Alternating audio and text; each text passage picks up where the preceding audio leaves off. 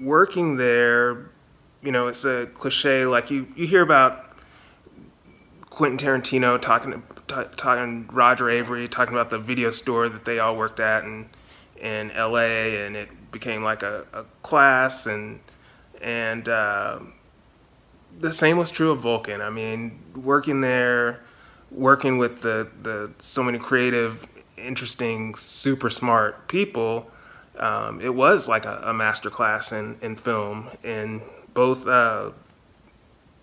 high art film and low art B films and everything in between. I think one of my favorite things was helping people. You know, they wanted recommendations and just like walking them through sections and just like talking about what they liked and helping maybe them choose things. And it was even like it was pretty great when they came back and said what they thought. I think most of the time it was positive, whether it was or was wasn't positive because they're being nice. But it was just nice to hear what they thought about things he selected, and the fact that they came back was a good sign.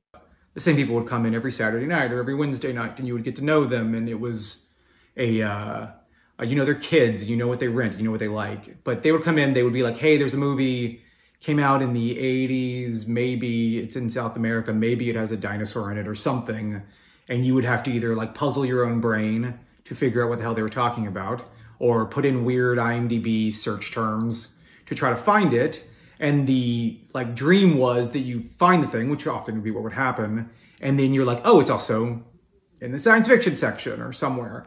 And they would be like, what? And it was super exciting. The best thing about going to a video store is seeing titles, you know, they're browsing and stuff that you would never hear of or had heard of before, and asking people, hey, we like Hocus Pocus, we like Halloween Town. What else can we watch for this Halloween that my kids would enjoy? And I could say something like, oh, have you ever seen The Halloween Tree? Or Kenny and Company? Or if your kids don't mind a guy getting shot in the face, Lady in White or something. One time that didn't work out okay, I was talking to a mother and a youngish son, younger than 12, probably 7 to 11. And we were talking about movies, and for some reason, RoboCop came up.